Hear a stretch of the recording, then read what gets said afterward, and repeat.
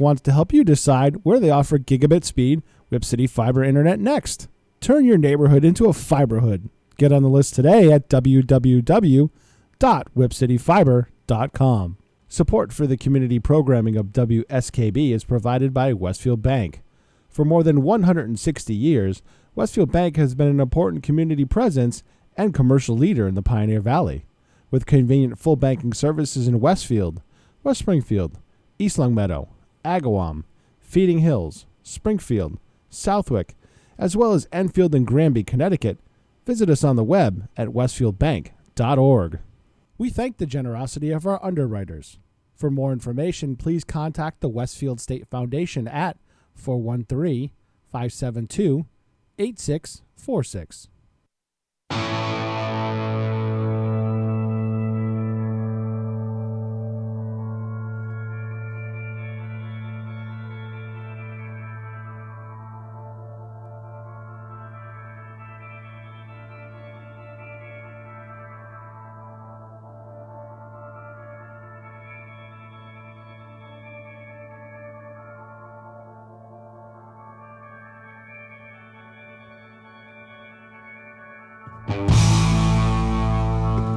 Good morning, Westfield, Mass. 6:03 a.m. Thursday. What the heck's today? February 15th.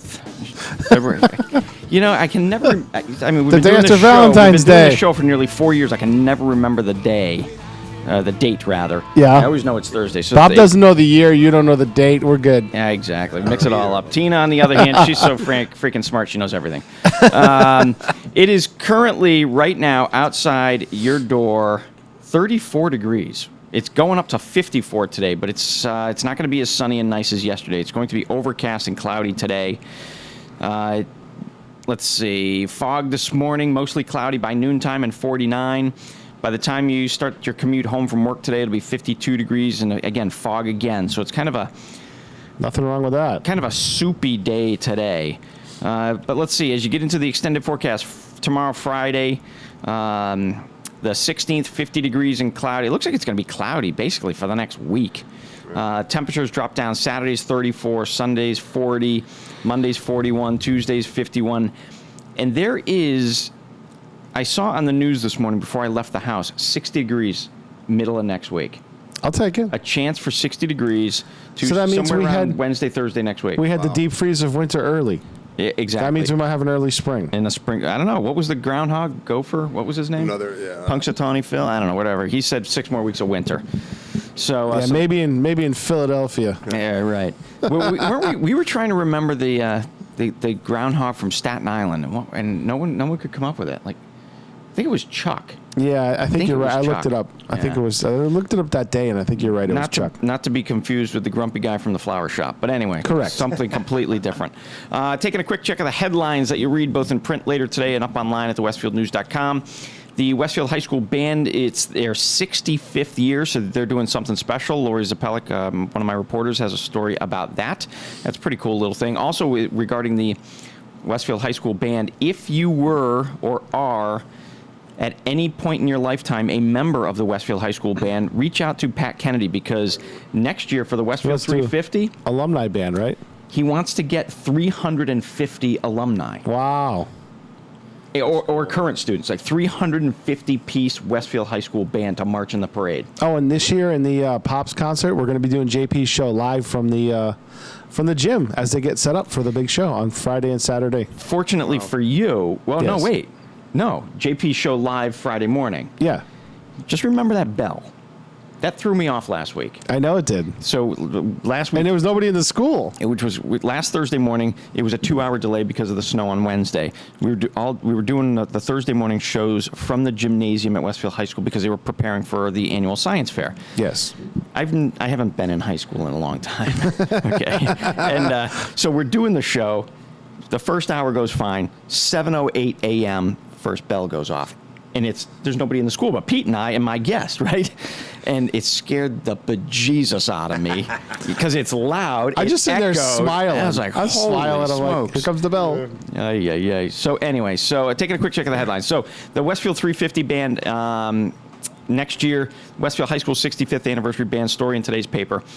There's been a lot of talk about creating a specialized fund for roadwork money. So there was a meeting last night. There was a discussion about a motion at the city council for that. Amy Porter has that one. Pete, your old stomping grounds, the internet technology. Internet technology? The Technology Center? Yeah, something like that. Amy's got internet technology on her headline. I may have to revisit that one. Yeah, it's the Westfield Technology Center. Westfield, yeah, so I'll have to check that. So there's a budget question about the tech center. The Finance Committee met with a whole bunch of people last night. We've got more on that. Mayor Sullivan has a submitted column today. Interesting. He submits one usually quarterly for us. The city is looking for bids for a water meter project. Local VFW awards presented awards to a local student and teacher, and then so close. Jake Butler to reaching 1,000 points at St. Mary's at basketball last night. Yeah. Final game of the season? No, tomorrow night is, I believe, the Friday night St. Mary's final game of the season. I'm almost positive. I'll have to double check. I think they play at North Middle. Okay. So and it's pretty much a done deal. I mean, unless he doesn't play, I forget how many points, but it's like, come on. Anyway, so that's what's going on. The clock just ticked 6:08 a.m. You're listening to the Westfield News Radio Show. We're live here at the press room for the last time. I am going out for 6 weeks for surgery. The press room closes at 5 p.m. tomorrow for good. So, John, you are my last guest at the press room. It is an honor to be here, gentlemen. It's Westfield State Representative. already. Yeah, Westfield State Representative John Velis is my guest this morning. Thanks, John, for getting up early. I know you got a buzz to Boston fairly soon. It's budget season in Boston. It is budget season. Are you ready to strangle anybody yet? Oh, I've been ready. It's just this is that time of year, January, February, really after the holidays until the April budget. Well, obviously the governor releases his budget in January, and then we take a whack at it in April. But that kind of intervening time period is just meeting with people about money. So that's a good question. So educate us on the process. So the governor, he does what he needs to do. He creates his ideal budget. Correct. And then he presents it to the First the House. First the House. First the House. Okay. He just presents his budget, and then the legislature takes a whack. The House goes first, April, and then the Senate will take it in about May. Really, it's kind of very similar to when the governor puts forward his budget. Very similar to the national level when the president. I know President Trump just submitted his budget proposal a week or so ago. And it's an outline. I think it's the governor or the president. Point. Exactly, the wish list. And then we kind of take a look at it, meet with people. And I guess the cool thing about it is I always say that the Senate has the easiest job because the governor does it first in January. So he's basing it really off revenue projections. But, then a couple months later, the House gets it. And you're not dealing as much in, speculation at that point in time because the revenues are coming in. Right. So the longer you wait, the more you have a better, accurate picture as to what those revenues actually are. So you're dealing with actually hard money and what the actual monies that the state's bringing in versus speculation. Right. So now you guys in the House side of the state legislature, is there a deadline you have to be done with it by X day? We are done it's always the same week, and of course I'm going to forget the week, but it's like the second, it's pretty much the third week in April that we'll have it done. And then from there, you guys then you take the governor's budget, we do our own budget. Yeah, we do our own. We really do our own, but that's kind of why it's the governor's is really a broad, I don't want to say an outline, but that might be the right word. We do our budget, and then of course we have the budget amendment process, and that's where, reps, senators will come forward when they do their respective budgets and put forward what I would call, I don't know if earmarks is the right word, but projects for their district. In fact, one of the I am meeting today with the chair of Ways and Means to talk about priorities in my district here, but really not so much here. That's more the amendments, but just priorities across the state. Things that you may have in mind that he wants to be aware of before you guys start going. Absolutely. So think of, I'm meeting with people constantly on this, so I'm sure you can imagine Chairman Jeff Sanchez's role as the chair of Ways and Means, who are writing the budget, really. So, I mean, his meetings are, I don't even want to know his schedule right now. I can't imagine. It's bad. But yeah, it's a fun process, and I'm lying if, it's not fun at all. But it's a process, and it's government at work. And I will just say this. We do, I think, in terms of collegiality with our colleagues, in terms of compromising, in terms of sitting down with the other side, I think we do a far better job than our counterparts at the national level. Oh, God. There's just none of the... Duh. It is a duh, but I never... when you think about how I was talking, I went up to student government the other day. I guess it was Tuesday night, and I spoke to the Westfield State students, and I was giving them my thoughts, kind of big picture. And when I said that, when you think about that, over the past 3 weeks, we have had 2 federal government shutdowns in the past 3 weeks. I almost struggled to say it. It was embarrassing, even though it's a different level of government. Right. But it's just, we can do so much better. And that was kind of my message to them. Do better. Yeah. Do better. I mean, it's got to be. It's frustrating to me as a citizen to see what's going on the federal level, but it's comforting to know, when I get the opportunity to see Senator Humison, I hear very similar things. There's, and he's a Republican in a Democratic state. You're a Democrat, but there's a lot of cross-aisle collaboration, which is it's good in Massachusetts. And I think it's good government as a whole. Absolutely. Because you can't get anything done. And you talk about the national level, these shutdowns are ridiculous. It's like, come on, people. A lot of people say in Massachusetts, and we're getting into the campaign season, or what I call the silly season. Yep. So a lot of people will say, it's a super Democratic majority in the House and the Senate in Massachusetts. And that's factual. Right. Technically, yes. But if you look at the overwhelming majority of our votes, they're all bipartisan. Right. So it's almost the people. Again, people say things in campaigns that aren't, you can't really align with reality. I understand why they do it. But in Massachusetts, for example, 3 of my meetings today were with my Republican colleagues down in Boston to talk about some of the marijuana stuff. So it's a better atmosphere than I think at the national level. Proud to be a part of it. Well, you know what it is? I classify the local level and the state level as citizen governance, citizen legislators. When you get to the national level, it becomes professional politician. Right. Yeah. Whole different animal. Yeah. Well, again, you and animal. I, it should be no secret about the feelings of this of Pete and I on our national representative based out of Springfield. Yes. By the way, he's holding office hours in Huntington. So, really? Yeah. I don't know whether he specifically. His staff will be there. Or somebody. You're talking about Congressman Neal? He's having office hours in Huntington? So that's one of the press releases that we're running in the paper. But we never see him.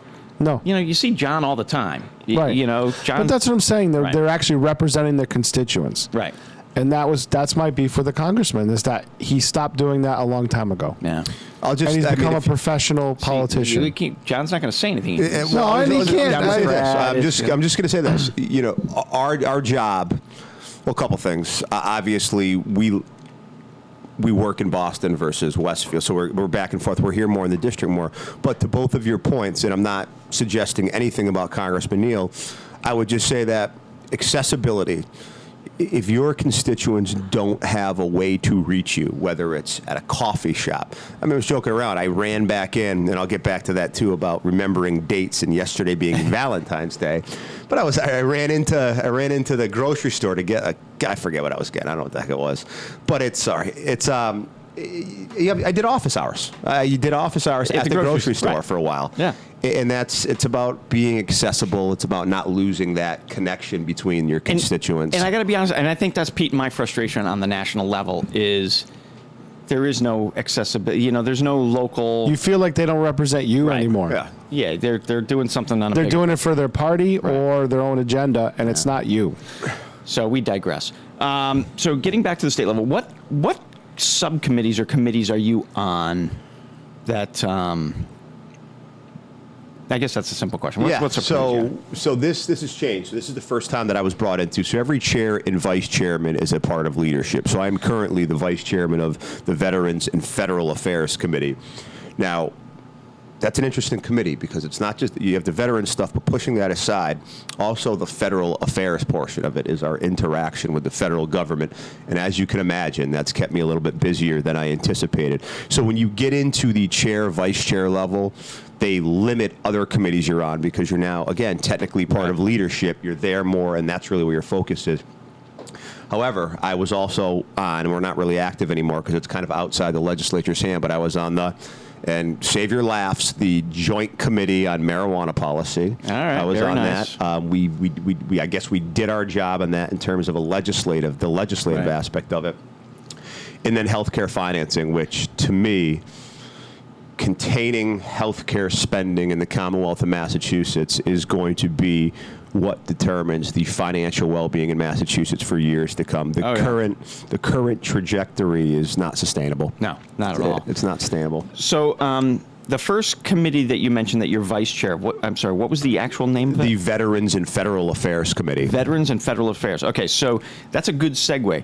Do you have any interaction with this guy that's being raked over the coals on the federal level, the Veterans Administration, the Secretary of Veterans Administration? I've got a great relationship with the VAs throughout the Commonwealth. That's kind of more at if we needed to have an interaction, but if we've got VA issues here, a lot of people don't know this, but Leeds actually does a really good job in terms of a lot. So you don't hear many people. I know there's been any number of issues with the VA. But here, Brockton, we do a better job. Oh, absolutely. Absolutely. So to answer your question, no. So, and it's interesting because that story just came out in the last few days about the travel schedule and the paying for flights of stuff for the Secretary of the Veterans Administration in the Trump cabinet. I find kind of odd, or interesting rather, but I didn't know whether you guys on a local and state level, like all 50 states, you have counterparts in 49 other states, whether you guys meet with the national VA, I don't know. I have to be honest with you. So we pride ourselves here in Massachusetts as being the best state in the nation for being a veteran for any number of reasons. So you kind of have the VA almost as the baseline, and you can't fall below the baseline. And a lot of states throughout the nation do just that, fall very close. But in Massachusetts, with us, we're above the baseline. Man. So if we've got an better issue, environment for our veterans. I mean, we're the only state in the nation that has every single city or town has to have a VSO, a veteran service officer, like Bobby Callahan here in Westfield, and every 351 cities and towns. So we try to the best of our ability not to allow someone to fall through the cracks. So if a veteran is not getting the help they need, and there's any number of them who are not getting the help they need, you got to play a lot of places to turn to Massachusetts. Right, and I'll take a moment. Bobby Callahan's office is located at the Senior Center here in Westfield, down on Noble Street, Lane, Way. Which one is Noble? I can't remember. I know. There's like 1,000 of them. It's the one off right East across Main Street. from Senator Hummerson's office. Yeah, exactly. So it's down on Noble. And I don't know what his hours are there, but I think he's there pretty much all the time. So if you or someone you love is a veteran and needs services, get down to see him. Yeah. They're a great group of people down there. They'll as John said, they'll bend over and backwards. They can do a lot. Chapter 115, which is the law that really provides for a lot of the help here in Massachusetts. It's what we call a needs-based statute, which means that they can help you out with food, living, stuff like that. So it's an asset that a lot of people, there's a lot of times when someone will reach out directly to my office, and the first question will be, have you been in to see the VSO? What's a VSO? Right. So, just getting that out there, that public awareness, getting people over there, making sure they're over there, following up with Bobby saying, hey, did such and such make it over there? Because a lot of times one of the main things that I've seen that I kind of knew being one, but with my time in government is that a lot of times a veteran, for whatever reason, very similar to other things, you call one government agency and it's, you got to go here. There's a sense of exasperation. I mean, I'm so sick of these phone calls. I'm sick of being on hold. I'm sick of doing this. Just where the heck do I go? Right. So I try to, okay, here's the number. This is where you should go. And then a follow-up with that person. Hey, did you go? Good. Because it's not, you got to go the extra mile for all people, but certainly this population. I know you were in the service.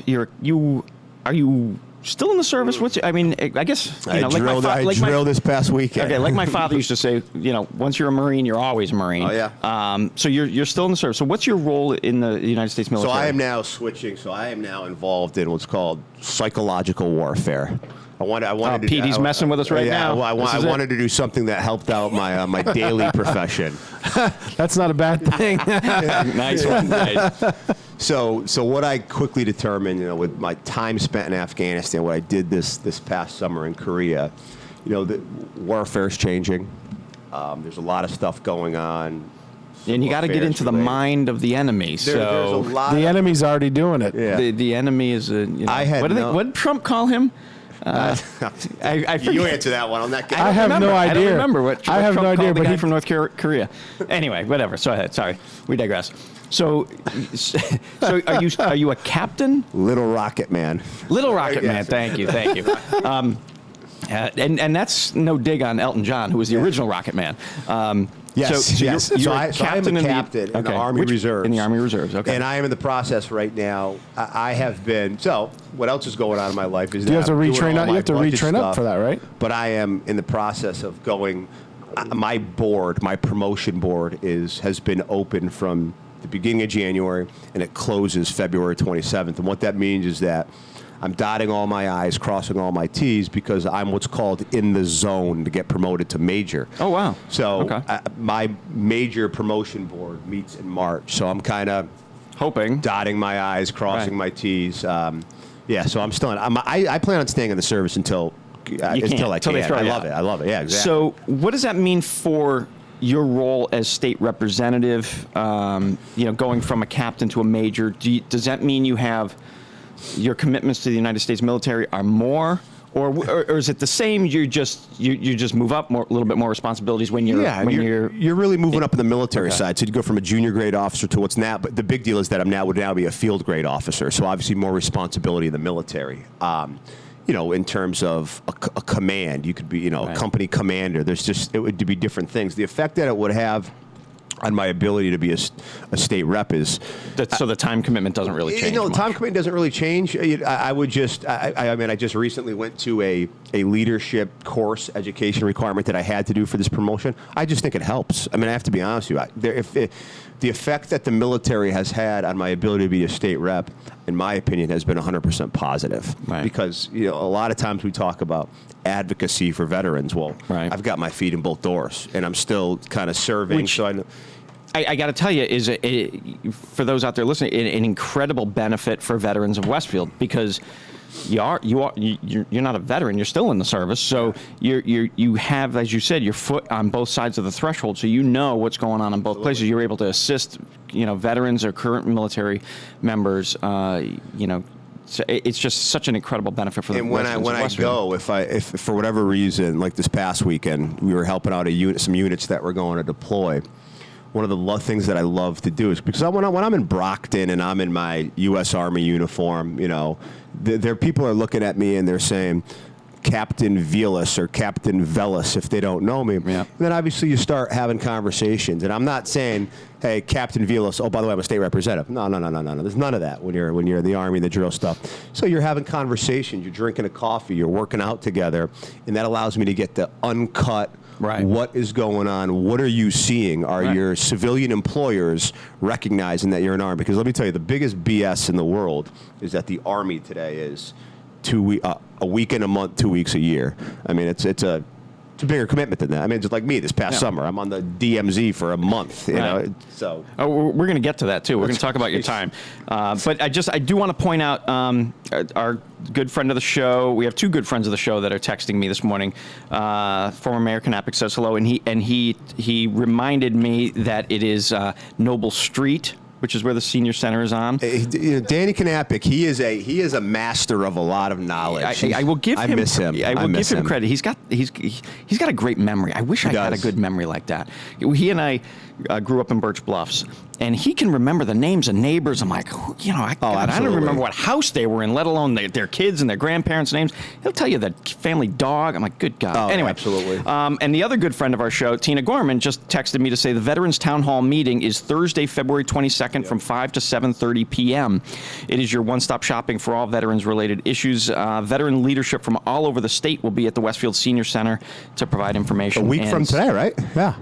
Yeah, you're right. Week It's from next today. Thursday. Absolutely. Good catch. So that's a hell of a piece of information and a great value. What she said was of it's Westfield. one-stop shopping. So the VAs will be there, VA. the soldiers' homes will be there, everybody will be there. So did you guys know Chris Riga at all?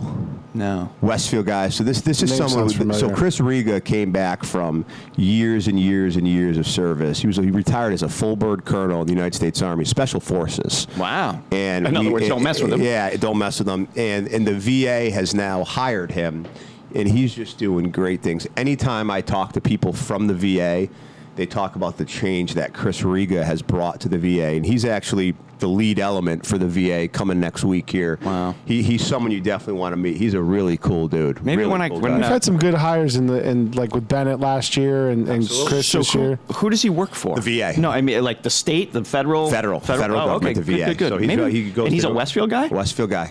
I should get his contact info from you because He went ding, ding, ding. Yeah, I like Tina. He's my guest. Knock it off. Yeah. I can see she's laughing while on the treadmill. It's 6:27. State Representative John Velis is my guest this morning. We went a little long on that first segment, so we're going to take a little break.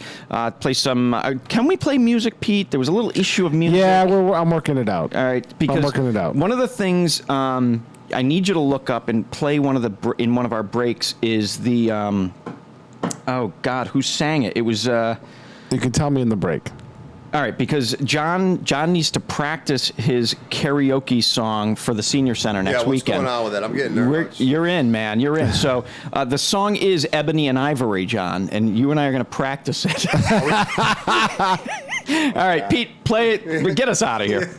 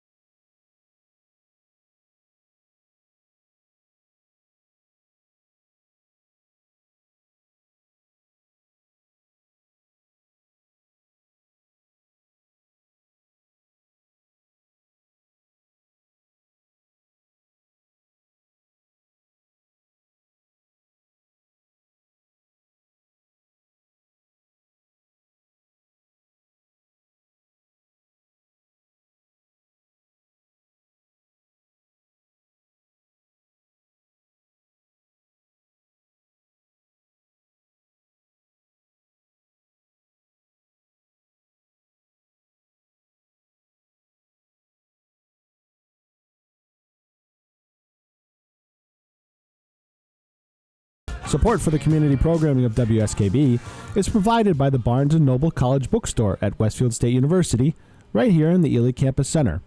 Whether you're a student, faculty member, or friend of the university, it's the place to shop. Everything from Westfield State t-shirts, sweatshirts, and gift merchandise to all of your academic needs.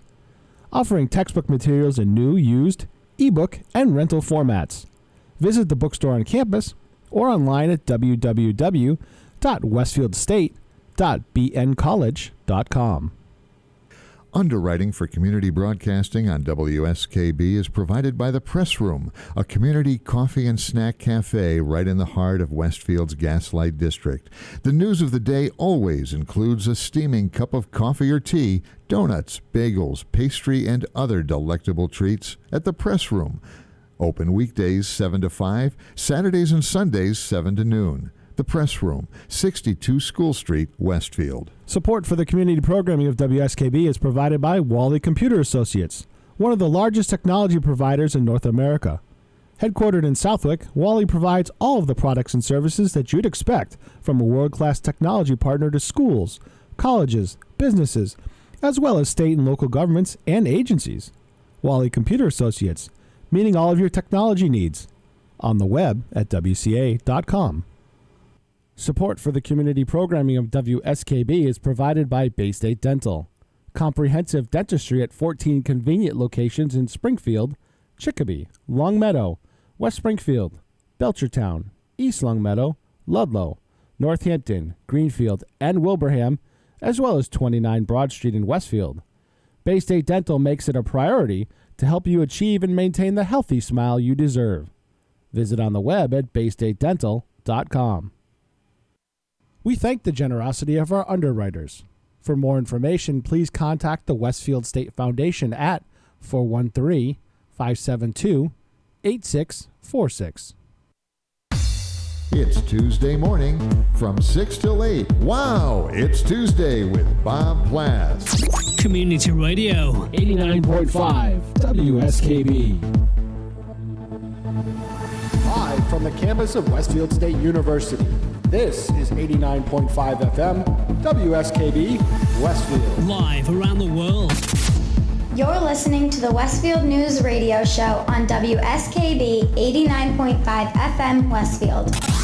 Here's your host, the owner of the Westfield News Group, Patrick Barry. Good morning again, everybody. 6:34 a.m. Thursday, February 15th, 2018. Currently, where is it? Where's my? I ended up downloading a new app, and I'm trying to get used to the new weather app. I have yet to find one that is very good. So, okay. I don't even know which one this one is. Anyway, 34 degrees and fog outside your door right now, getting up to 51 today. It's going to be cloudy, foggy all day today. But warm, so that's not so bad. They're talking a chance of snow on Sunday. So, yeah, 1 to 3. Yeah, but again, next week, I mean, well, we had Saturday, Sunday are the coldest days, and then it's back up into the 50s, so it's not going to last long. We had Mayor Reichelt on, and they have their winter carnival on Saturday at Mindig Park. And he's going, well, we're trying to save snow, but we might not have anything. Exactly. And then he goes, it might snow a little bit on the overnight, and he goes, that's not going to help us. Yeah, no. So today, 51 degrees. It gets cooler through Saturday. Tomorrow, Friday, 47. Saturday, 35. Sunday, 40. Monday, 41. And then it's coming right back up. Midweek next week into the 50s. My long-range forecast doesn't show it. But on the TV news this morning, they were talking about possible 60 degrees middle of next week. So who the heck knows? This is why I'm trying to find a good weather source for my phone. So that's what's going on. And Pete, the new weather app that I downloaded, you know what it doesn't have? What? Oh, hurricanes? Nothing. See, Tuesday I have 62 and showery. Today? Wednesday? Next Wednesday. Okay. 59 and showery, and then back into the 40s. And showery. That snow's So, not doing anything. wait a The minute. snow's gone. You've got Tuesday at 62. Mine says 51. That's the low. We're 10 degrees off. That's the low. No, and I got a 38 degree low Tuesday. No. Is that this year? Anyway, Yeah. What weather app do you use? I use Weather Underground. That's the one I was using. I may go back to that one. Anyway, so taking a quick check of the headlines that you will read both in print later today and up online at thewestfieldnews.com. I double-checked it. It's not internet technology request restoration of budget cut, information technology. Amy had got to correct that headline there. So Pete's old boss, Lenore, is looking to restore a budget cut. There's a motion to create a road state... Because some of it's contractual obligations. There you go. Motion. There's always a reason for it, right? The slow churning wheels of government. God love it.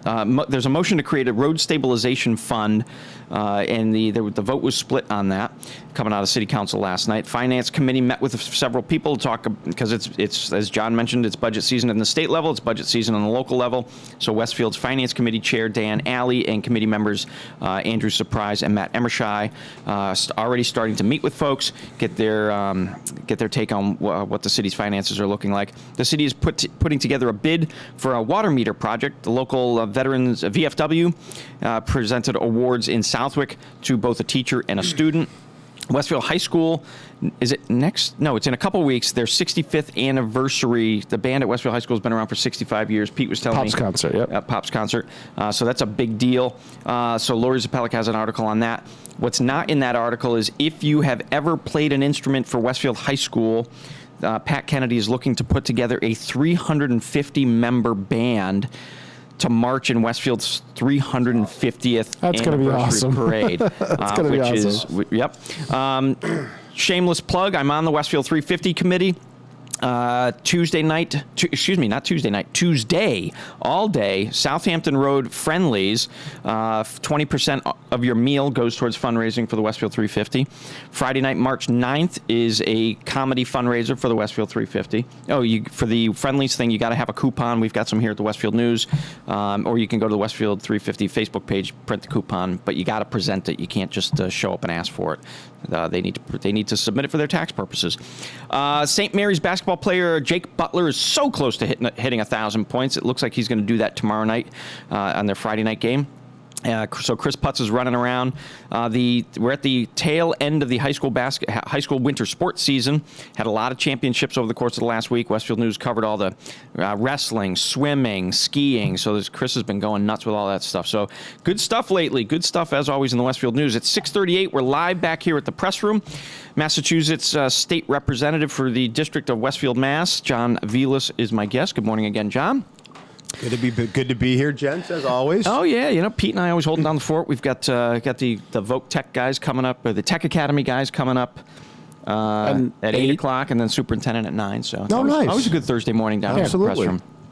So John, I do want to touch on it. It's a national story right now. It's making a lot of headlines just because of the incident yesterday in South Florida, another school shooting.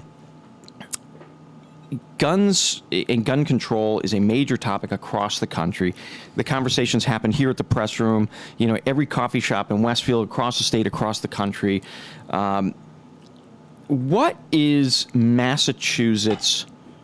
Do you know what's Massachusetts policy for gun law? Is there talk in the budget about or legislative action being done about changing gun laws and gun ownership in the state of Massachusetts?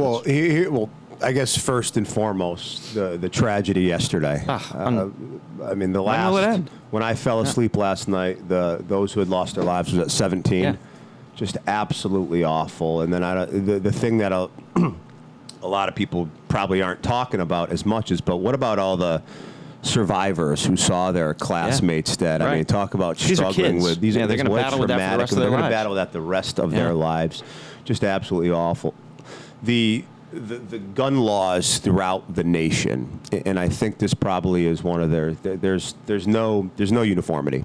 There's gun laws here are different from Vermont, are different from New Hampshire, are different from California. Pushing gun laws aside for a second, and as you probably know, Massachusetts has some of the strictest in the nation. Right.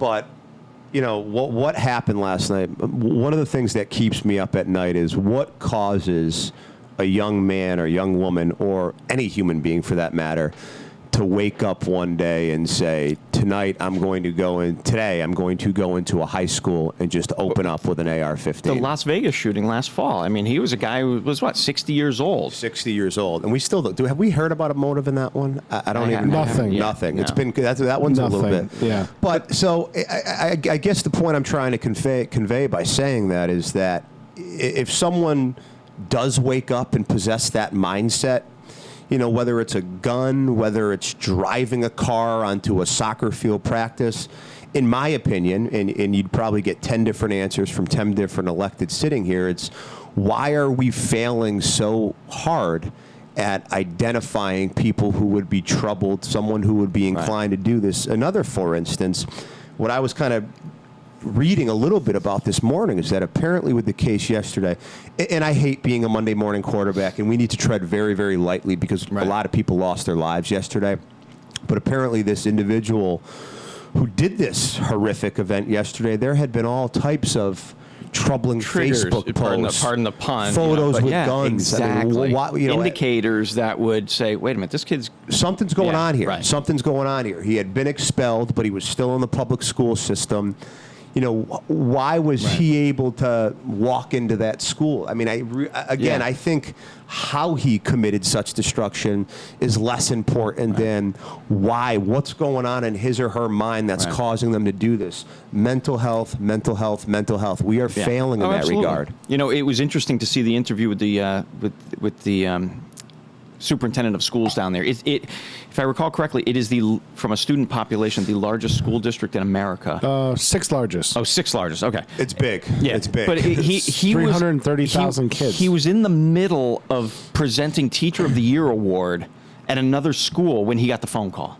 I mean, going from one extreme to the other, But it was interesting. It's a Sunday night on 60 Minutes.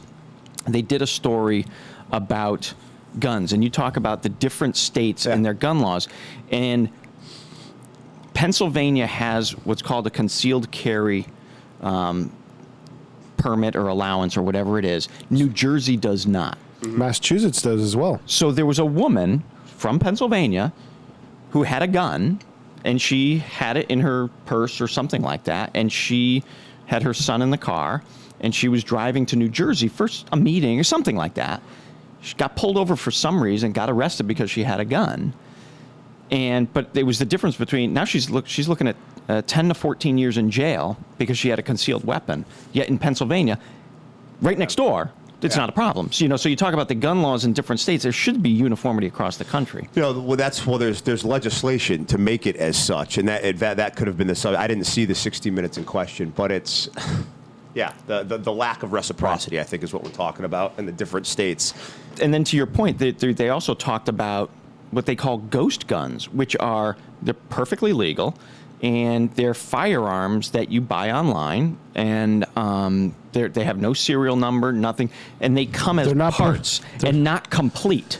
So you still have to drill some holes and whatever, but it showed the story. It's a kit. Yeah, it took this guy 3 hours to create a gun that worked fine. It's like, wow, it is interesting. There you can, and this is the unfortunate reality of the world we live in. With the internet today, you can do a lot of bad things just reading, studying, just starting out with a basic Google search. Absolutely. And that's why, technology does so many good things, but there may be a day when we rue the day when we got so far advanced. Just an absolute tragedy. I mean, there is the gun control portion of it, but I tend to focus much more on the mental. We were talking about at the break. I mean, the reality is, let me just tell you the story. I was talking to a group of law enforcement officials in my Army unit. We were talking about I drilled this past weekend. Some of them are Massachusetts law enforcement. Some of them are Vermont. And what they ended up saying is that the reality is that right now, folks in Vermont go to Massachusetts to get heroin, and people in Massachusetts go to Vermont to get guns. and that's kind of what they're seeing right now. That's, Vermont, the more lax gun laws. But again, we could go right now, whether it be in Westfield or one of our surrounding communities, and we could get a firearm on the black market if we wanted to. Right. And I kind of go ahead.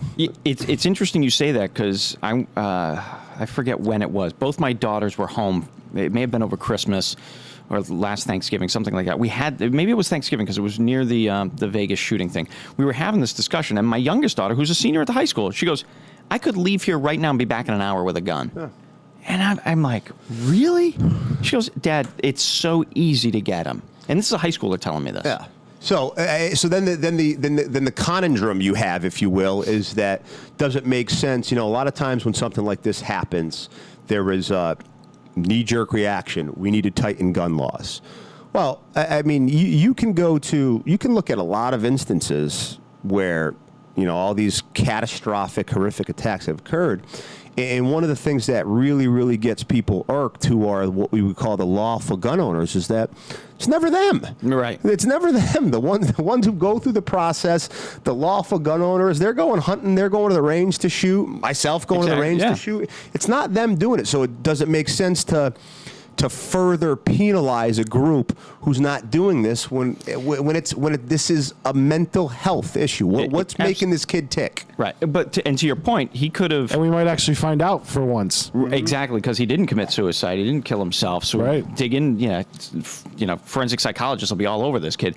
But to your point earlier, it is if somebody has a desire to kill, they're going to do, it's going to be a gun, a knife, a baseball bat, a car.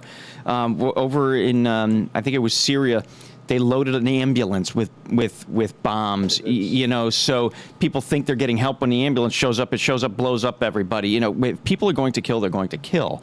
And you're right, the lawful gun owners, right. I mean, lawful people with a license, anybody, somebody's, if you're going to kill, you're going to do it. You got to go after, again, not to be redundant, but you need to try to identify, I guess, folks who we think are susceptible to this. And the way you determine that is, have they really manifested any signs? Right. Facebook posts, social media. There is a benefit of social media. Exactly. People are pick up on this. What people to this day, not a day goes by when I don't see someone post something on Facebook saying, I see why you wrote that today, this second, but you may regret that 10 minutes from now. Oh, absolutely. You're certainly going to regret that 6 months from now. Yep. And I try to. That's the other thing I said when I was talking to the people at student government, and anytime I talk to high school students or below here in Westfield, times have changed. Yeah. Be careful with social media. Be very, very, very careful. Yep. But I guess the benefit from a law enforcement standpoint, again, is that people are putting stuff out there. If you see somebody, a classmate, whatever, showing a gun on Facebook, do the right thing. Let somebody know. Criminals aren't that smart. Yeah, but the biggest problem is that the students, especially in a high school, college, whatever setting, are scared.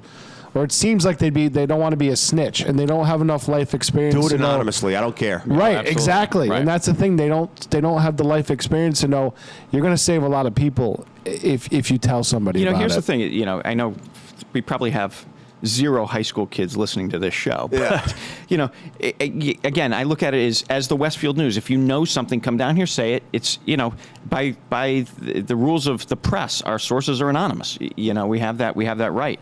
So if you know something, tell us. We're right next door to the police department. We can do it.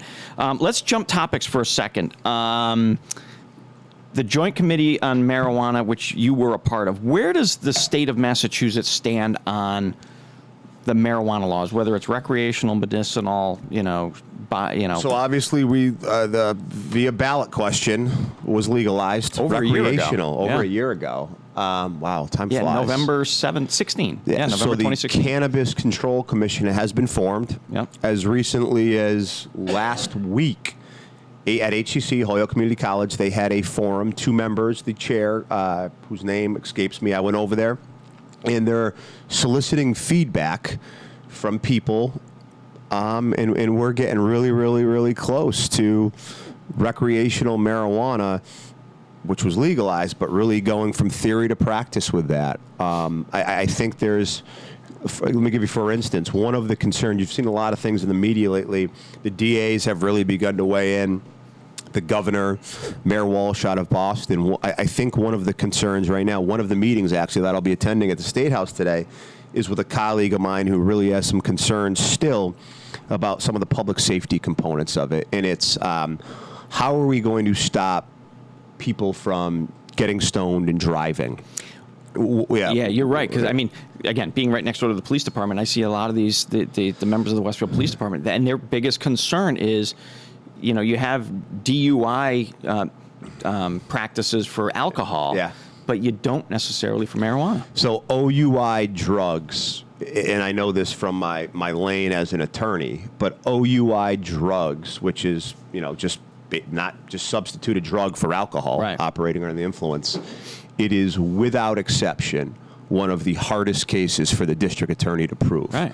Because you're just not, you know, a lot of times you don't have that smell, the alcohol. A lot of times something like marijuana, you're not responding anywhere near the same way you are as if you're, everybody knows if someone's impaired by alcohol.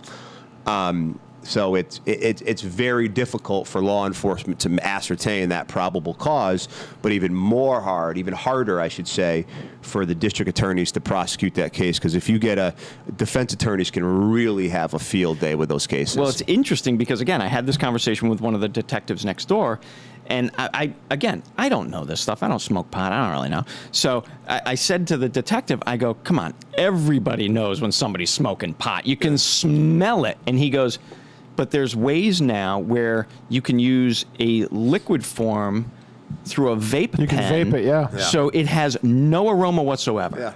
But how do you test for that? Well, and then and also I guess, I mean, and then the gummy bears. I was going to say, the edibles, right. That's a great point. That's another thing that we're going to be discussing today is we really have concerns about the edibles. You know, are we going to have child-proof packaging? Right. God forbid a 6-year-old were to see gummy bears and it's brownie. Well, I got to tell you, since the law passed a year or so ago, the press room here on School Street, if you read it, it says the press room, coffee, edibles, and news.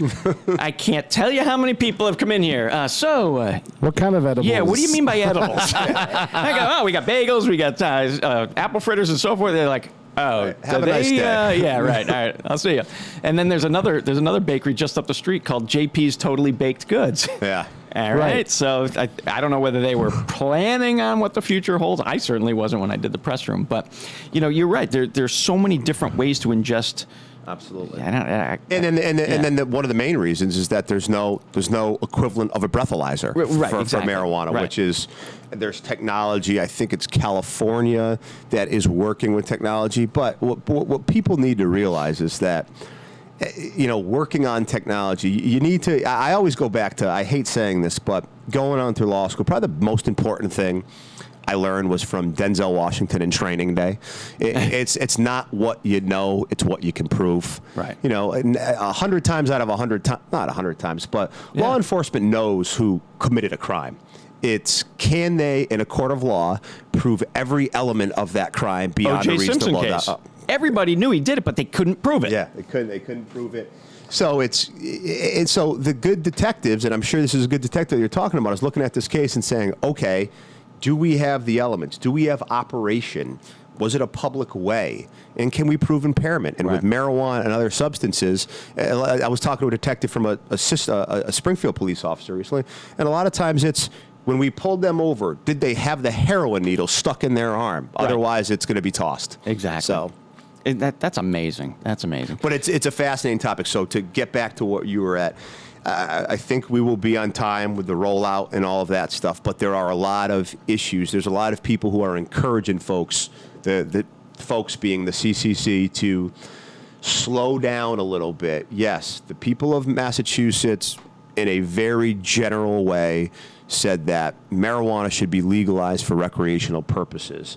And what a lot of people are saying is that when they walked into that ballot booth in 2016 and they took that vote, again, they were saying it in a very general way.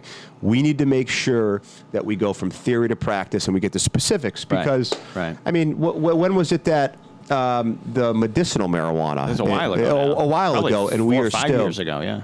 And we are still dealing with the effects of it being a ballot question. We could spend a separate hour on the do ballot questions make sense, which is, I don't know if that's something you want to talk about, but there's a lot of ballot questions coming up. Don't get me going on the minimum wage ballot question that's coming. There you go. Ballot questions, they can be very dangerous. Right. They can be very dangerous. It's interesting, just sticking with the marijuana thing for a second. Again, I'm not involved. I don't really know a lot about it. But one thing that I have learned from a few local people is medicinal marijuana. There's a part of medicinal marijuana that you don't get high off of. You get the, and I guess it's used for pain relief. Yeah. So you get the drug aspect of it, but not the high, which I find fascinating. So and I know a guy who's got chronic pain, and he was telling me a story that when they legalized medicinal marijuana, he got a prescription, and he's able to make it through the day. He's able to sleep through the night. And it's the non-high portion. He goes, it's mind-boggling how my life has changed for the better because of this. And that's a great example, because who are we? I would say, and if you're able to kind of push off the part that gets you high, that would impair your ability to drive and function. My philosophy throughout this entire debate was, I was against the question for the kids, a heroin opiate crisis, all that stuff. But we've done it, so move on. But who are we to say? Who am I to say? Not as a doctor, that your friend that you talk to, who's now doing this, and it's helping them out immensely. Right. Should I second guess that doctor? Should I try to make it so this gentleman now is going to live in pain? I don't think that's my role. Right. So that's kind of where I'm at on that. It's 6:57 in the morning. When we come back, it's election year for John Velis. So we're going to talk about your challenger, and we're going to talk about your plan for re-election this November. So it's 6:57. We're going to take a little break. We'll be right back.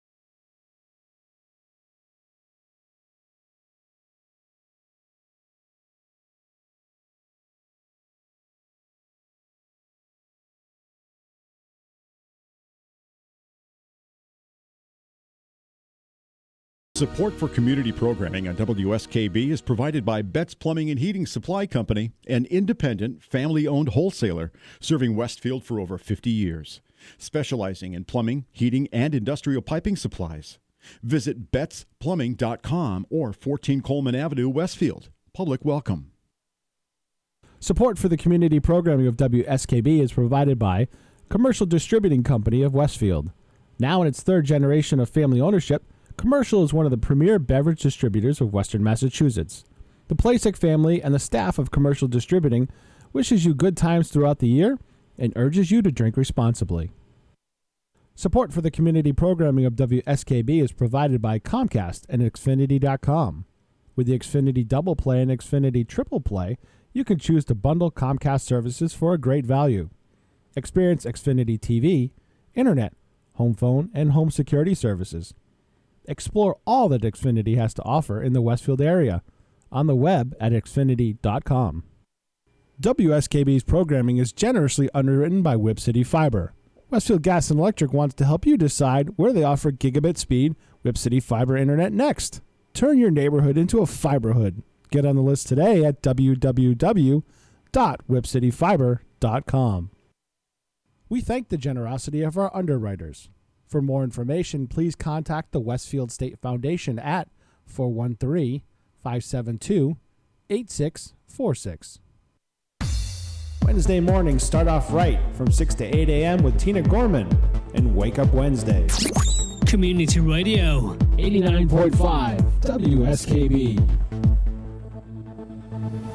Live from the campus of Westfield State University. This is 89.5 FM, WSKB, Westfield. Live around the world. You're listening to the Westfield News Radio Show on WSKB 89.5 FM, Westfield. Here's your host, the owner of the Westfield News Group, Patrick Barry. Good morning again, everybody. 7:04 a.m., Thursday, February 15th, 2018. 34 and gray outside your door today, getting up to 51. Not going to change much. It's going to look like this all day long, just about 20 degrees warmer. That's about it. Tomorrow, Friday, the 16th, a little bit cooler. Same idea, gray. It's going to be gray basically until next week, with a chance of snow on Sunday. It shouldn't last long. Next week, they're talking temperatures up in the upper 50s, nearly 60 degrees by the middle of next week. We're jumping right back to live here at the press room with State Representative John Velis. He has to head out to Boston to do the work of all of us voters here in Westfield. John, before you hit the Mass Pike, it's an election year. It is. Are you running again? I am. You are going to run again. Okay. And election is this November. What things are you proud that you were able to accomplish in your first few terms, and what would you look to tackle in the next? Well, it's just a few things. I mean, obviously, there's been the legislative piece, but one of the things that I take near and dear to my heart is what we began with, the budget process, and the number of resources that I've been able to bring back to the city of Westfield. But I think more importantly is kind of the stuff you do that a lot of people don't know about. The days when I go to bed at night that I have no problem falling asleep, or when I get contacted by a constituent, someone who's suffering from a family member with the opiate abuse, getting them a treatment bed, getting them to some type of a treatment, getting them their benefits, helping them to get housing. I mean, there's just a long, long list of things you're able to do. That's why they say as a state representative or state senator, the most important thing you can do is your constituent services. We've got to tackle healthcare costs. Healthcare costs are through the roof. It's unbelievable. We've got one of the things that I proposed that actually was in your paper. We need to do what we can to, help out with this pothole issues. I've come forward with a proposal that take money from this marijuana revenue and get it back to the cities to help them with their pot stuff. There's so many things to do. We're just getting going. I'm in leadership. Westfield is well representative. You know what?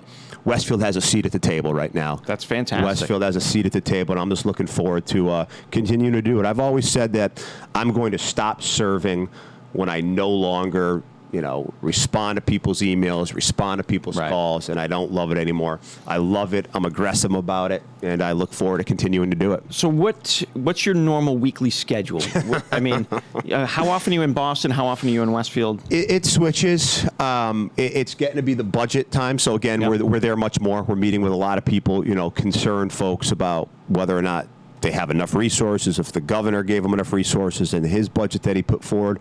But it all changes. Committee work, meetings, and then after the budget, it will start to trickle down a little bit, being an election year. I believe it or not, I go to Boston the bare minimum that I can, which is about 2 to 3 times a week. And the reason is simple. The people who elected me, the people of Westfield, want to see me here. Right. That is my job. I go to Boston for my votes, for my committee hearings, my meetings, and if I'm ever needed, because building relationships is a big part of this game, and I think I've done a pretty good job at that. But at the end of the day, I want the people of Westfield to see me. I want them to have that opportunity to bump into you at the grocery store, to and bump in the office grocery hours. store and show me why I'm not only getting the wrong kind of steak. I'm actually in the real completely. I'm in the dairy section right now, and that I should probably. I just love what I'm doing in this. We need new ideas. We need people. We need to continue to, I think, elect people who are about shaking up the system, people who are to get out, not afraid to get outside their comfort zone, and people who, if you want to know what, the other side comes up with a better idea, be willing to hop over with the other side and do that. That's my opinion on what we need more of. You got to be across the aisle all the time. All the time. John, thank you very much for joining us this morning. I know you got business in Boston to take care of. Best of luck for. We've never even talked about your time in Korea, so we'll get to that next time. We'll get to that. There'll be another time. I can't believe this is the last time I'm the last guest at the press room. You were the last guest of the Westfield News radio show at the press room, so I'm already nostalgic. The show is going to continue, the show but will not continue, here. but not here. Where are you guys going to do? We'll be up on campus. Campus? Yeah. Campus or then Tigers Pride. We'll figure it out. Guys, it's always a pleasure. Yep, drive Looking safe. forward to the next one. We'll talk soon. All right, well, Absolutely. Representative Velis is taking off. We're going to take another little musical break, get ourselves together, and then we'll be right back after this.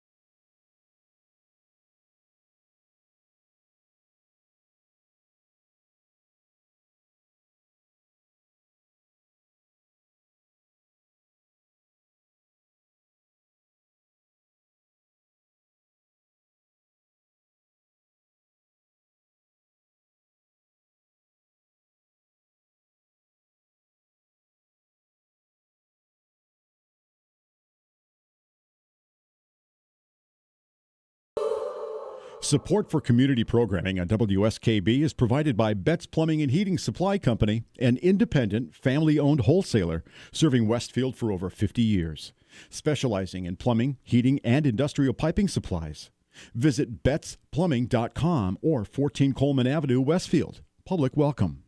Support for the community programming of WSKB is provided by the Barnes & Noble College Bookstore at Westfield State University, right here in the Ely Campus Center.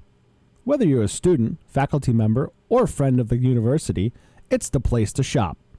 Everything from Westfield State t-shirts, sweatshirts, and gift merchandise to all of your academic needs.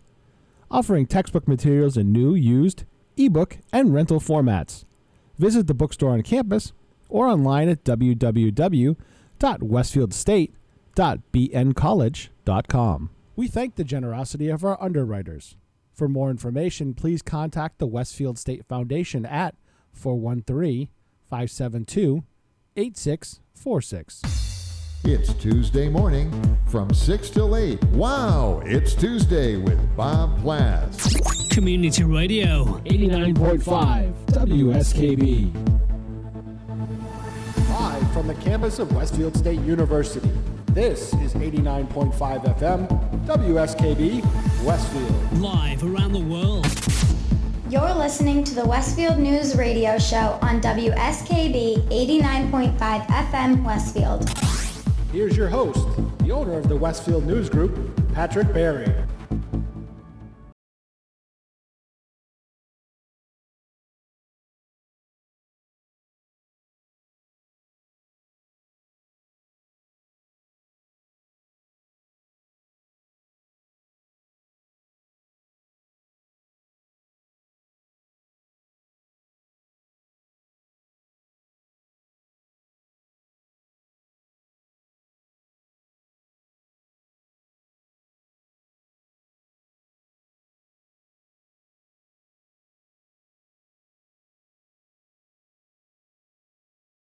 Morning, Westfield, Mass, 7:15 a.m. Thursday, February 15th, 2018. It's a day after Valentine's Day. Hopefully everybody... Chuck is still recovering. Chuck is still recovering.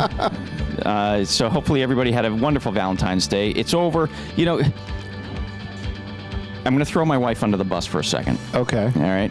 So leading up to Valentine's Day, we had this conversation. I said, you know, do you want to go to dinner? Yeah. You know, do you want flowers? Yep. Do you want chocolates? Because historically, we don't do anything. Right. We came to an agreement probably 20 years ago when my oldest daughter was just still a little one. I go, you know, we don't exchange cards for Christmas, Valentine's Day, birthday. We don't do any of that stuff, right? Okay. Yep. So so we made the agreement. Okay, yesterday was just another day. Okay. So I get home last night. Doesn't she give me a card? I'm like, you're killing me. She goes, I was in the store, I saw it. I go, but the agreement was nothing. God, it drives me nuts when that stuff happens. So now I'm going to, you know, so the question is, do I go out the day after and buy a card? No, because I'll look like an idiot. You know, it's sort of reactionary. Yeah. You know, like, you know what? Look more like an idiot than I already am, but. Do something nice for her this week or in the next couple of weeks. Just out of the blue. I've got something set up for her that's very nice this Saturday. Out of the blue. Well, no, it's not out of the blue. It's planned. Okay. She's going to help me dismantle the press room and move all this stuff to the back and move Tess out front. That's not. So, hey, you know, if you really want to, you can talk to next door. They have a desk mover. Like a dolly that you can pick up. I got desks. one of those too. Oh, I've got hand trucks. I got no, I mean dollies. This literally thing it's like a hand. It slides underneath. You pull the arm down and it picks the whole thing up. Oh, it's really cool. Yeah, I may have to talk to them about that. Yeah. Anyway, it is Thursday, February 15th, 7:17 in the morning. It is currently about 34 degrees and foggy outside your door right now. The fog and clouds aren't going to change, although the temperature is going to go up about 15, 20 degrees, up to about 51 today. Tomorrow, extended forecast, Friday the 16th, 47 degrees and cloudy. Saturday, 35 and cloudy. Sunday, 40 and cloudy. Although Sunday, they're talking about a possible chance of snow, like something like 1 to 3 inches. Yeah, overnight. But again, that's going to disappear fairly quickly because once you get into next week, temperatures get back up into the 50s. And there's a chance of I think it's 60 degrees Tuesday, Wednesday, Thursday. Tuesday, yeah, somewhere Something on Tuesday. like that. Yeah. So that's the long range. By the forecast. way, tropical cyclone Gita in the South Pacific Ocean, Category 3 cyclone. How far from Westfield?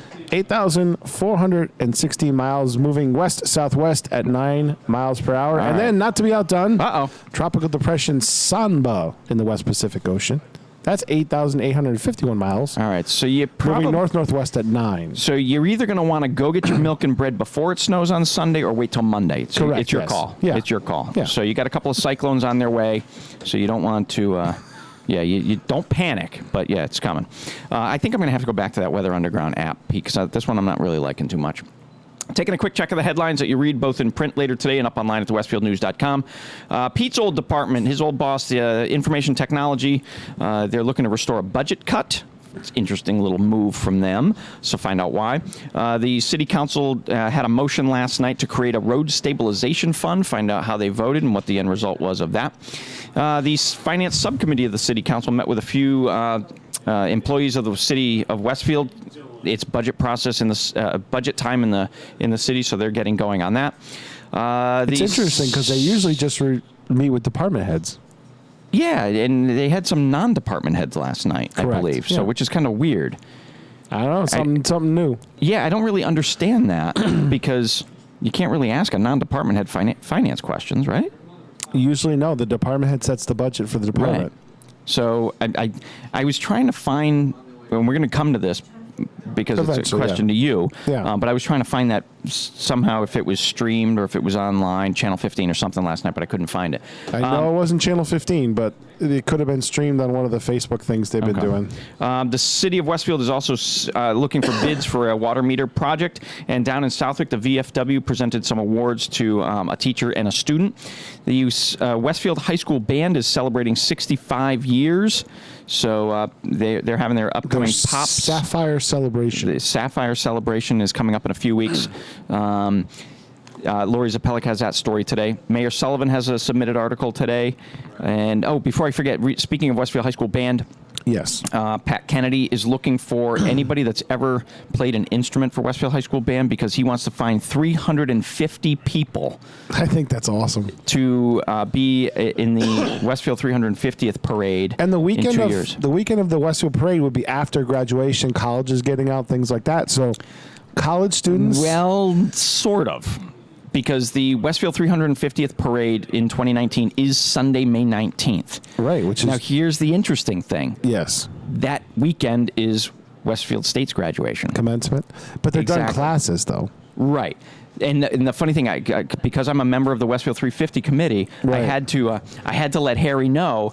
I said, I'm not going to be around on Sunday, May 19th, 2019, because that is the day my daughter graduates college down on Long Island. Oh. So, exactly. So I'm not going to be around for the big celebration. I'll be around. I don't know what our plan is. I'll probably go down in the morning, come back. So I'll be around for the Friday and Saturday stuff, but not for the big celebration on Sunday. Which kind of stinks because I put all this effort into it, and then I got to... You can watch it streaming live on westfieldtv.org. So anyway, speaking of Westfield 350, there's a fundraiser coming up, a dine out to support it, all day February 27th at the Friendlies on Southampton Road. You have to have the flyer, the coupon. We've got some here at the Westfield News. Go to the Westfield 350 Facebook page, print it from there. Yep. There's also a comedy night fundraiser coming up. I believe it's Friday night, March 9th at the Elks Club here in Westfield. So that's coming up to another fundraiser. And this is where the Westfield 350 really starts to kick off all their events. You need the money to do the year. Events.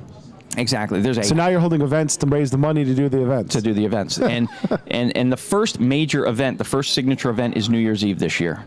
It's gonna It's going to be because I'm already involved in it. You're involved. It is New Year's Eve down at the complex that is the Boys and Girls Club, Amelia Park Children's Museum, and Amelia Park Ice Arena. That whole area down there. Yep. It's a family event. There's going to be music, games. There's a unique ball type drop, and the ringing in the New Year's at 7 p.m. Correct. Because the concept is in 1669 we were under British rule and they're 5 hours ahead of us, so 7 p.m. And we're also going to be attempting to link up live with our counterpart Westfield, the Westfield, township. England. Yeah, Westfield, exactly. England. Which Harry was telling me the other day. I thought that was pretty cool. Yeah, there's a feature in the program that I use called Rendezvous, which sends them a link, and if they have a camera, like on a laptop, and a microphone, that we can bring them in live, and they can hear us. That's going to be pretty interesting. Yeah. So I want to circle back to last night's meetings and any governmental meetings that are taking place. Because, Pete, your new role in the city, you're no longer with information technology. Right. You now... You work for the mayor's department, really? Correct. Yes. So you are. And how many people are like you that work for the mayor's department? Just you and Brian? I think there Brian others? and I are the two that are the kind of independent. Yeah. So Brian Ferret, who is facilities manager, and Pete Coles report to the mayor. Yep. What is your new department or new title called? Media Systems Specialist. Okay, Media Systems Specialist. So the idea behind that is what?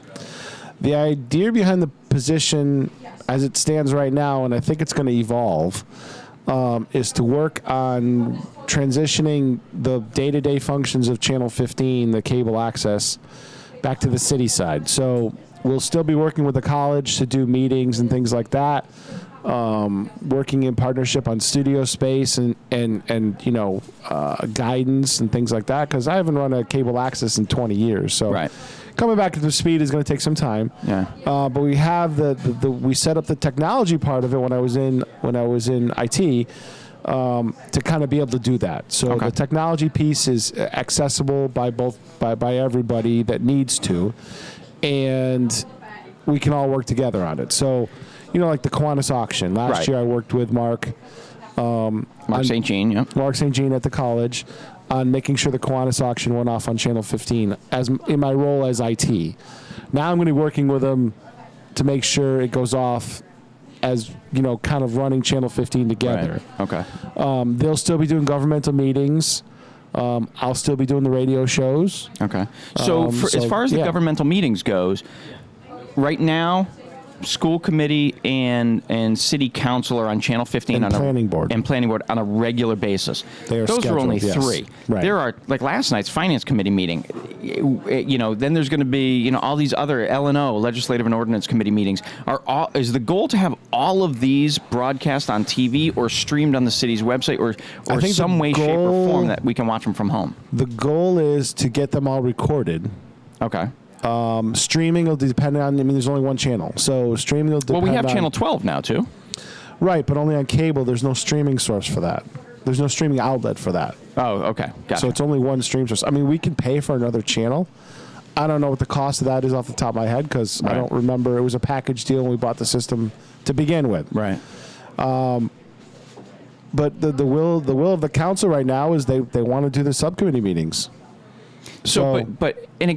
But they have to talk to the mayor about it. The mayor's my boss. I can't go do anything on my own. That's going rogue. I don't do that. Not anymore. But here's the question for you, though, Pete, is technology, and you and I have had this conversation. We're able to broadcast this show with a little camera. It's no bigger than, Right. It would be a little bit. It's a little thing. It's sitting right there. But it'd be a little bit of a different setup for that because it would be a permanent setup. It wouldn't be a mobile setup. Right. But it comes with a cost. Oh, sure. So all of these subcommittee meetings are going to come with a cost to broadcast. So this is come with a startup cost, and it's not cheap. Well, this is the dilemma. Everybody wants them broadcast. Everybody wants them out there. But who's going to pay for it? Well, yeah. By the way, there's potholes that need to be fixed. Who's going to pay for that? Oh, by the way, the city needs a new fire truck. Who's going to pay for that? Oh, by the way, those are all valid questions. The police department needs cruisers. Who's going to pay for that? It's just there's a lot of stuff out there. Mm-hmm. Okay. What are your priorities? What are the priorities? Exactly. Now, I take that all with a grain of salt. Technically, is it possible? Yep. Absolutely. Now, I take that with a grain of salt because Councilor Emershai and Councilor Surprise have been great in utilizing a cell phone and streaming the meetings to Facebook. So if you're on Facebook on some of these community forums, you're able to watch them and see the meetings take place live. Why can't we incorporate some of that type of technology? It's virtually no cost. The Facebook part of it? Yeah. You can. Okay. You can, but if you're a government employee recording a government meeting, that falls under freedom of information, as far as I can tell. But prior to, and let's just use Councilor Emershai as an example. Prior to his being elected, he was just a resident, and he was streaming meetings all the time. Why can't we have a resident do that? You could. Okay.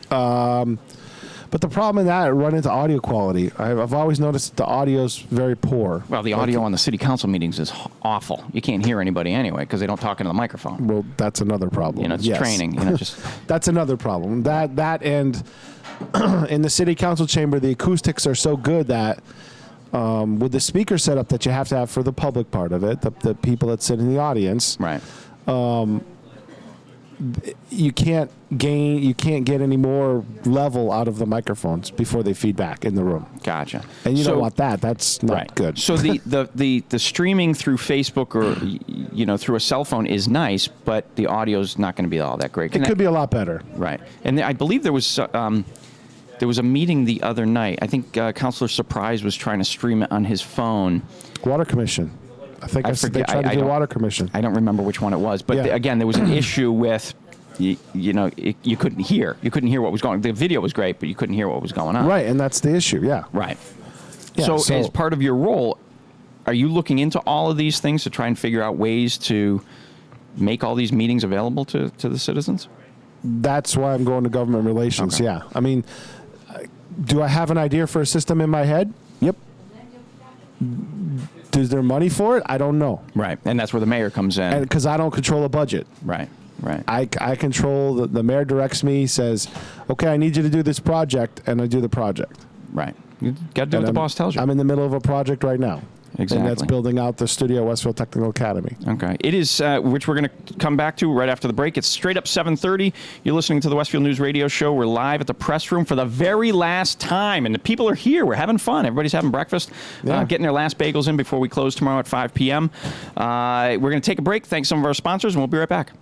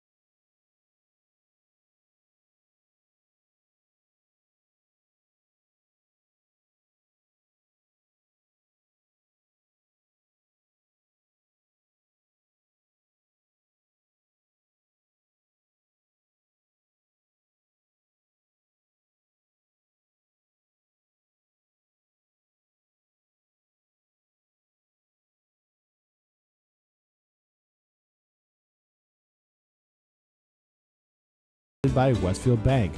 For more than 160 years, Westfield Bank has been an important community presence and commercial leader in the Pioneer Valley, with convenient full banking services in Westfield, West Springfield, East Longmeadow, Agawam, Feeding Hills, Springfield, Southwick, as well as Enfield and Granby, Connecticut. Visit us on the web at westfieldbank.org. We thank the generosity of our underwriters.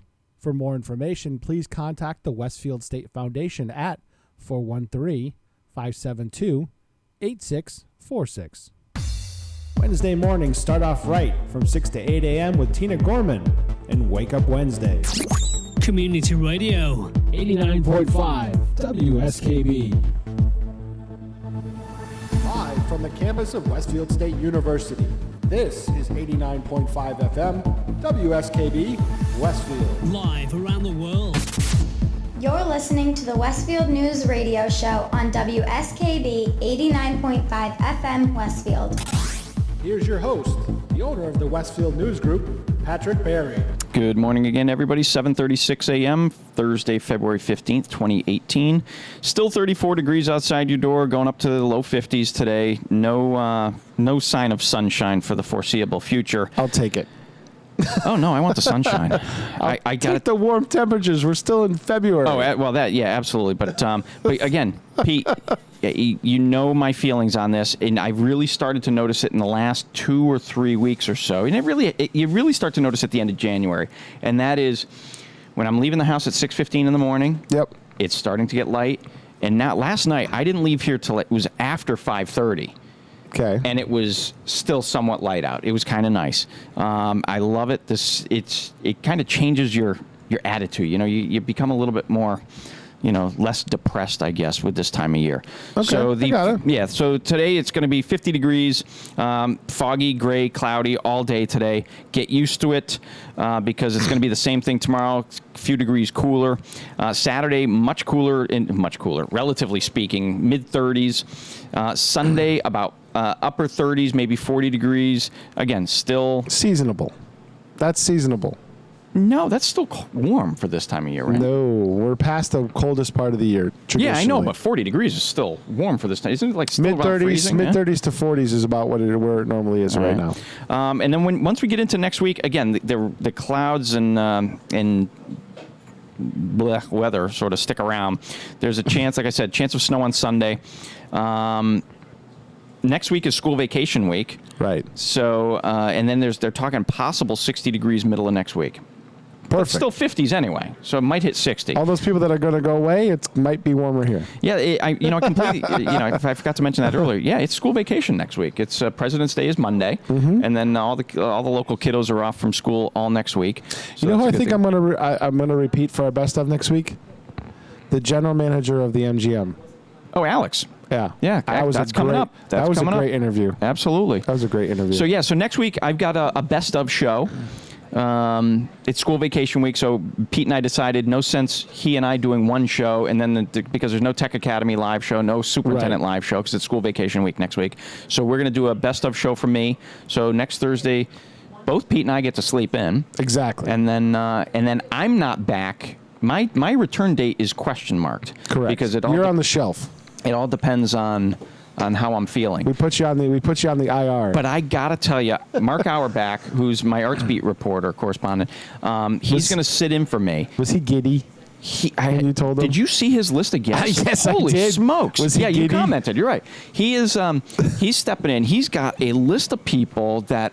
Unbelievable. So Mark's and he's actually psyched because when he does his hour monthly show, he can only do about 15 minutes with a guest. Right. So now he has a little bit more time, Exactly. some more running room to do this stuff. Yeah. So Mark's going to sit in for me for the 4 Thursdays of March. So starting March 2nd and through the month of March. And we're going to see how I'm feeling in late March to see whether I can get back on the air in April. Yeah. Which is a good segue into, so Pete, when... So I can't next come to the press room anymore on Thursdays. So 2 weeks from today, which would be Thursday, March 2nd. Yes. The shows will be done live from Westfield State University, the Ely campus, the radio studio up there. Correct, yes. Is there a plan to move the radio programs for Thursday or all days to the new or soon-to-be developed studio at the Tech Academy. I believe that is the case, yes. Okay, so what's happening at the Academy now? Right now, we've done Brian Ferret's done a lot of demo over there. Okay. We're getting it prepped because they have to rip up the tiles that are asbestos, so they have to do abatement. Those tiles are what, 50 years old? Right, they're non-frangible, so they weren't any impact to the. But the problem was we were planning on sealing the floor, putting epoxy down so the floor would last forever. Right. But there was a knife, a paper knife, a big honking machine. Paper cutter, basically. Yeah, paper cutter that was in there that was leaking oil into the floor, and nothing will stick to it. So instead of just sealing the floor over, which would negate the asbestos problem, we now have to rip it up and then prep the floor and then seal it. Right, so there's a little bit of an asbestos abatement going on there. Minor, I believe they're trying to get a waiver to get that done during vacation week. Oh, next week? Yeah. Oh, good. Okay. After that, then the floors get done, and the contractor comes in and does we're going to make 3 small rooms in there, 1 studio room, 1 control room, and 1 kind of like sitting area. Okay. Green room, as it were. How big is the space going to be? I think the studio is going to be like 20 by 22. Oh, so pretty big size then. So actually bigger than the studio up on campus. Yeah, fairly good size. Okay. Well, it's going to be. I thought it was going to be like a small room. No, it's going to be primarily a TV studio. So, okay. But we will. I mean, we're going to set up, do the shows in there, things like that. So what is the ultimate goal to have this at the Tech Academy? Is it to create a broadcast program, or? So yeah, I mean, part of it is to make Channel 15 more accessible to the public. I mean, it's very tough to find parking at Westfield State. Well, and it's funny because Mark St. Jean has a ton of duties to Westfield State. Right. So it's kind of hard for him to be going out there seeking programming, attracting people to the channel, things like that. I mean, he's done a good job over the years. Right. But his duties now have gotten more and more busy with the Schools Match Wits and programs at the college and things like that. It's interesting because this is going back probably, when did we start the radio? The radio started about 4 years ago. In June. So it was probably 3 or 4 years ago we started having these conversations about getting public access TV off of the Westfield State University campus for a number of reasons. It's on the 3rd floor in the back corner of the Ely building. Right. Parking isn't really that convenient. So I put together a proposal. Lenore was involved in it, Mark St. Jean, former Mayor Knappich. Yep. Because they wanted the public access to be more accessible to the public. Right. So I put together a proposal. It came up with a plan to convert some of this building here on School Street into that. Plenty of parking. It's downtown. I recall it very well. It made sense to utilize, the space at the Tech Academy. Well, and eventually, because it not only will be public access, but the way I understand things are trending is that they want it to become part of graphic arts. Right. So under the graphic arts umbrella in Chapter 74, they have a radio and TV section, broadcasting. So I got to start figuring out what programs are out there and adapting curriculum and things like that. At the minimum, if that's not ready by September, which I don't think it can get state approval this fast. No. My goal is to establish a video club in both high schools. Okay. For the purpose of start doing some sports. Well, I was going to ask you that. So do we musicals, plays? Right. So do you foresee like the Westfield High School Pops Sapphire celebration? Oh my God! On Channel 15. Yes, I would love to do that. I would never do it live. Right. Because you don't want to hurt the audience coming to the event. Right. But Because it's all fundraiser. I'd love to tape them. Multi-camera shoot tape. Oh, I would be thrilled. And get the students involved to help you with that. Oh, yeah. Yeah. Learn how to direct, learn how to, switch cameras and so forth. Yeah. That could be pretty interesting. Yep. And my goal eventually, I mean, obviously Westfield Tech is the first because it's already in progress, but I'd love to set up a small studio at Westfield High too. Right. Down the road. And technology is making it easier to do that sort of stuff because, again, like I said, we've got this little camera right here in the press room which broadcasts all of the Thursday morning radio shows. It's a bigger camera, but not much bigger up in the radio studio which broadcasts all the other shows. Well, proof of concept. I mean, look what we did in City Hall with the council meetings. Right. We took off-the-shelf security cameras and put them into a system, and that's how they do the show. Now, for the World Series, who switches the cameras there? There's a Westfield State hire. Student got hired to do that. Okay. Does a great job. The kid they have right now does a great job. Okay. And look what we did for the World Series. Right. We took the same basic concept, use a different software package that has replays and graphics and things like that. Right. And implemented that. And the big thing now is with people's busy schedules is trying to find staff to man something like that. Traditional broadcast studio, you have a camera operator for each camera, you have a director, a producer, audio guy. Which that all sort of leads back to one of my original comments, which was if we want to be able to stream or broadcast all of these subcommittee meetings, not only does the technology come with a cost, but who is going to be the human involved to do it? I've told the counselors that I'm going to train them, and it's their responsibility to record them. So, and again, some people will say, well, just use the Facebook Live or, somehow use You can as long as you have a recording component. Right, but I don't have a problem with the Facebook Live. I really don't. But the thing is as if you're acting as a city agent, which as an employee you are, right, then you have to make a recording available if somebody files a Freedom of Information request. Right. You have to. Right. And so the Facebook Live is not taped. So there's no... The only recording is storage on Facebook. Right. Facebook allows it for replay, but I'm like... I asked one of the counselors, I said, how do you download it? Yeah. How do you make a hard copy for somebody? Right. You can't just tell them go to the Facebook page. Right. That doesn't meet the requirements of the law. As far as I know. I mean, I can go check with Sue Phillips in the law department and find out for sure. But conversely, if you wanted, if somebody said, well, just get a volunteer to do it, do that for every radio or every subcommittee meeting. Right.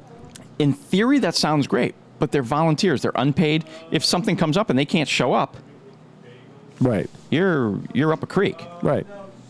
It is 7:47 in the morning. You listen to the Westfield News Radio Show. We're live at the press room.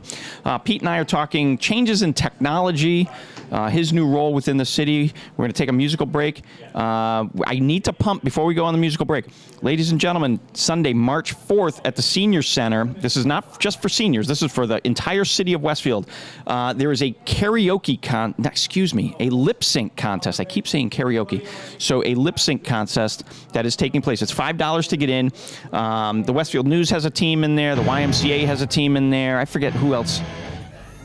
What are you doing? I'm playing the music from Lip Sync Battle, the opening music. Oh, all right. And it's all for charity. So the winning lip sync team gets to donate money to the charity of their choice. This is going to be hilarious. Representative Velis and I were talking about it. I'm trying to get him to convince him to get he and his I think he'd have a blast. Exactly. Get people involved in this. We'll put him in a wig and have him do a Tina Turner song. Oh, is he? I wanted to do Ebony and Ivory. Anyway, it's 7:48. We're going to take a break. We'll be right back.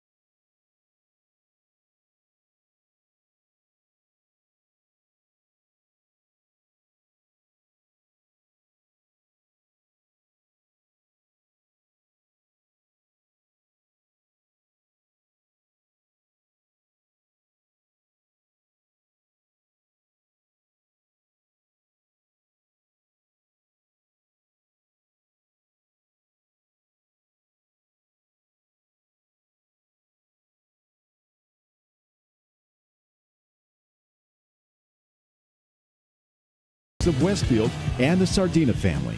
It's nice to know that even as the world changes, Dunkin' Coffee remains the same at 7 convenient locations throughout Westfield. Underwriting for community radio is provided by the YMCA of Greater Westfield. Every day, the YMCA strengthens the community through programs and services focused on youth development, healthy living, and social responsibility. For all the Y's many programs and services, visit us on the web at www.westfieldymca.org. The YMCA, 67 Court Street in downtown Westfield. We're more than a gym. We're a cause. Underwriting for the community programming of WSKB is provided by the Boys and Girls Club of Greater Westfield, serving the youth of the Whip City and surrounding communities since 1969. For more information on the Great Futures Club for ages 3 to 5, happening weekdays, and the Club Teen Center for ages 11 and older, weekdays from 6:30 till 8 p.m., go online at bcgwestfield.org or visit the club at 28 West Silver Street. The Boys and Girls Club of Greater Westfield. Great futures start here. We thank the generosity of our underwriters. For more information, please contact the Westfield State Foundation at 413-572-8646. Wednesday mornings start off right from 6 to 8 a.m. with Tina Gorman and Wake Up Wednesday. Community Radio 89.5 WSKB. Live from the campus of Westfield State University, this is 89.5 FM WSKB Westfield. Live around the world. You're listening to the Westfield News Radio Show on WSKB 89.5 FM Westfield. Here's your host, the owner of the Westfield News Group, Patrick Barry. Good morning again, everybody. 7:53 a.m. Thursday, February 15th, 2018. Pete, funny story for you the other day as Mr. Langoni's standing here. Okay. So the other day, I am... might as well pull up a chair, yeah. So I'm pumping gas. Yes. At the gas station at the corner of Orange and Elm Street, right? Okay. And I'm sitting there, and there's this guy walking towards me. And not a lot of hair. A strapping young lad is walking towards me wearing a chapeau, shall I say. My strapping young days are well behind me. So I'm sitting there, and I'm off in my own little world. I'm pumping gas, and this guy's walking towards me, and we make menacing, eye contact. Pete. That was menacing. Yeah, exactly. You know, wearing his leather chaps. So we're, you know, and he's walking his horse. Anyway, so he's walking towards me, and we make eye contact. So we both sort of get this small little grin, but it's one of those, and Joe, I don't know whether it hit you like it hit me. It was, I know this guy, but why do I know him? And it's out of element. Well, that was exactly it. Neither of us were on our home turf. Right. So, and as we get closer to each other, I realize it's Joe. He realizes it's me. But it was one of those. And then I go, what the hell are you doing walking Elm Street? It's the middle of the day. He's like, no, I'm walking up to central office for a meeting. I had a meeting, and it's only like a 15-minute walk. So I didn't have a chance to take a lunch break. So I said, you know what? I got to clear my head and get some fresh air, and I'll just walk up to the meeting. I got to tell you, Joe, I thought that was a fantastic move because it would have been so much easier for you to just get in the car and drive. You know, but yeah, you know what? You're right. Get out, walk through town. You'd be surprised how quickly I can move, being the short little fat guy that I am. No. I can cover a lot of territory pretty quickly. But but the one I like to get out and walk around a lot through town also, just because you notice what's going on. Exactly. You know, stores that are open, stores that are closed. You bump into people. You know, look who you run into some shady people at a gas station. Very shady people. The famous Patrick Berry. Only up here, Pete. Okay. Only up here. But it is fun just to walk through town sometimes, just to see what's going on. You know. So did you end up walking back to school, or did you get a lift? No, I walk. It's only, like I said, it takes me about 15 minutes. Nice. So you walked all the way down Franklin Street, up Elm Street to the Westfield building.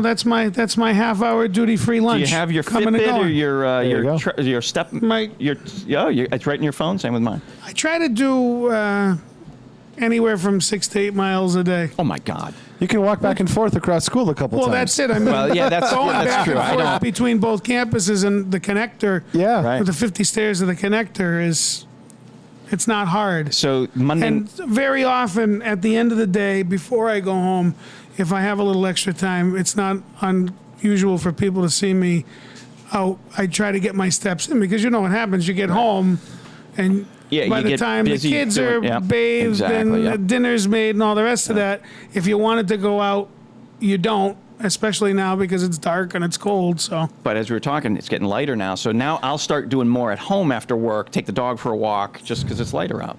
But it's nice. I'm lucky if I get like 3,000 steps a day.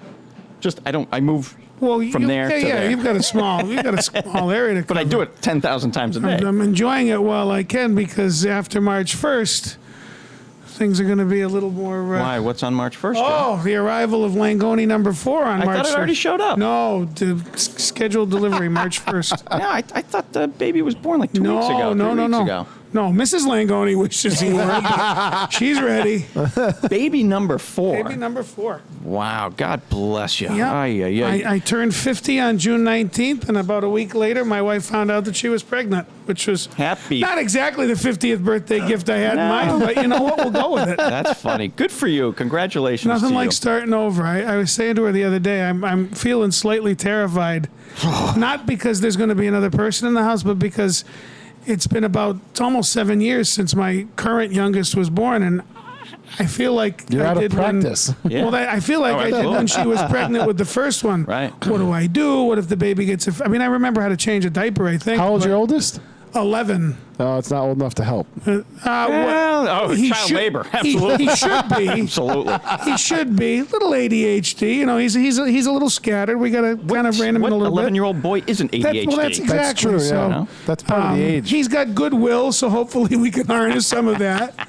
My daughter's very excited. Of course, being the princess that she is, she thinks she's in charge of everything. Oh, yeah. I live in a house of women. They trust me. I'm blow man on the totem pole.